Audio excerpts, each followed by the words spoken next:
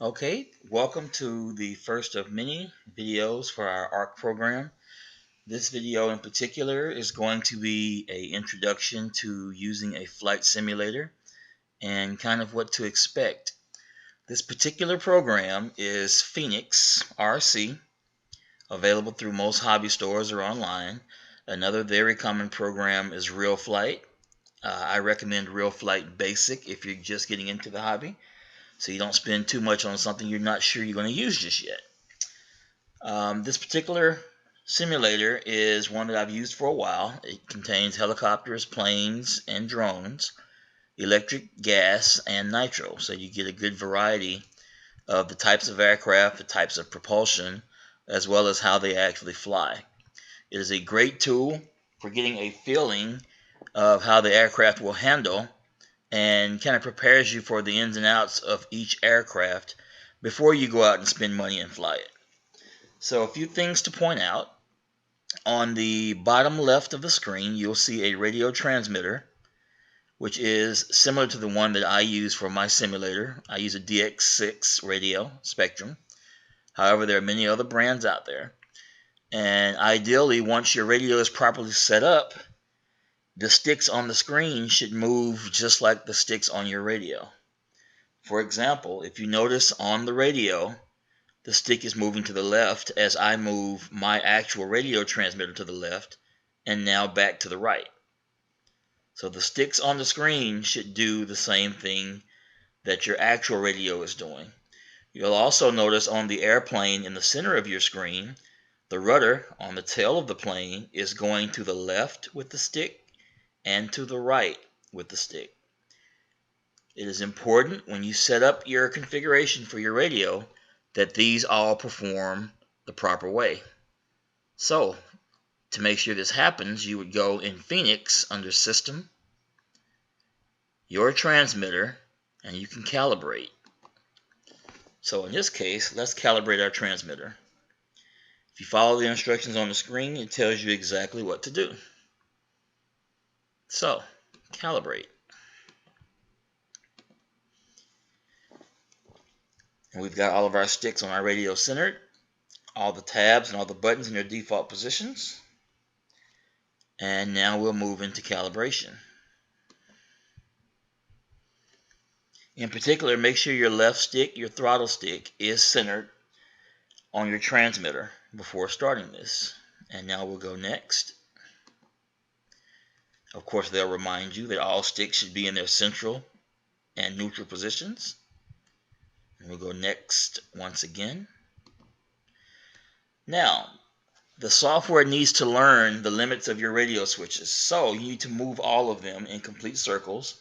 I'll start with the left stick, the throttle and rudder, which in this case also adjusts our collector for helicopters, which is why you see 3 channels moving. And I'll move in a few circles in both directions so that the software can learn the limits of this particular stick.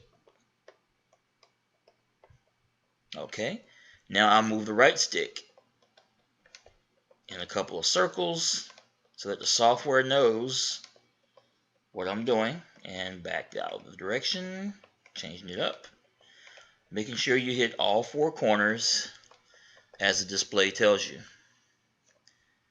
And now we'll go next. Now for our toggle switches, it wants us to get all of our toggles set up so that they all respond. The gear switches, flaps, any of those, you want to make sure that those are all active. Once you're done, click next. And now we're going to make sure that everything moves the way we want it to.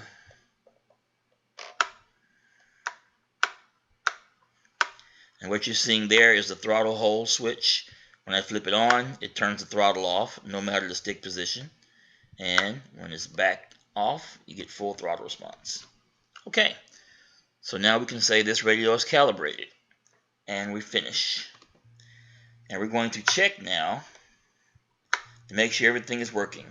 Now, if you'll notice, on the airplane itself in the center of your screen, the propeller is turning because the throttle is waiting.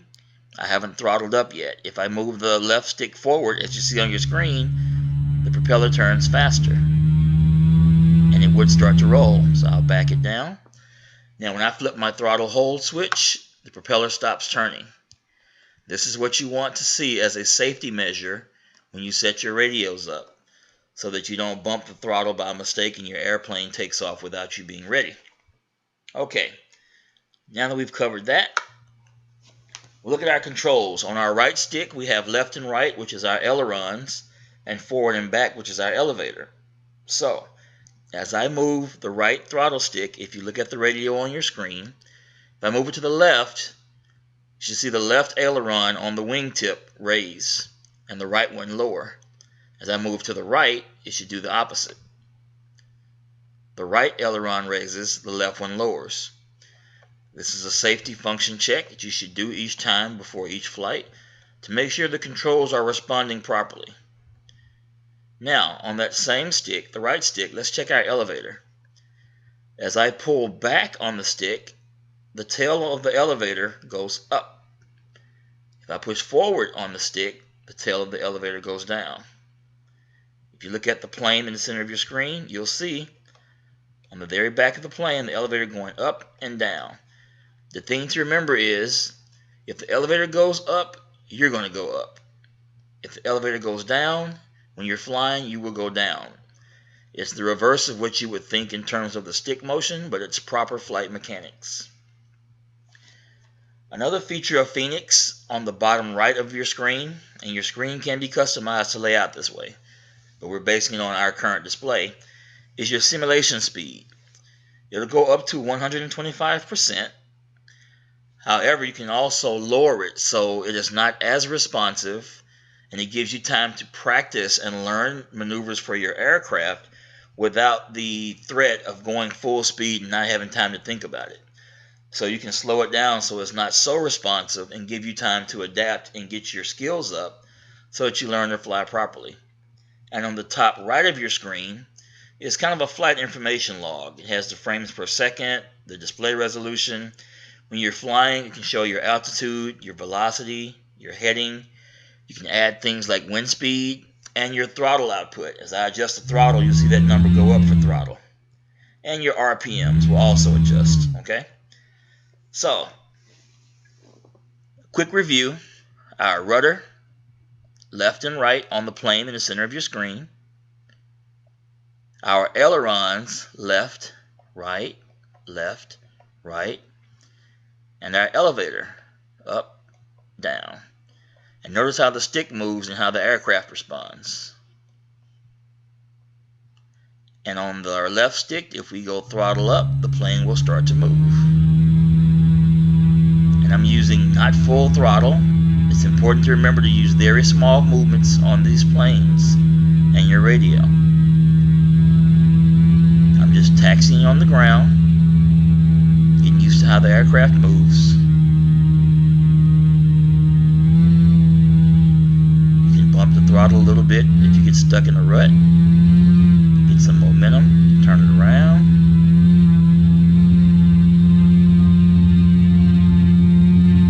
And I'll taxi back to the runway. And I'll stop. Okay. This is a video conclusion of the basic controls and functions of your radio, only when properly set up. If you have any questions, feel free to inbox us on our Facebook page, like the video, share comments, and we are open to suggestions. Thanks.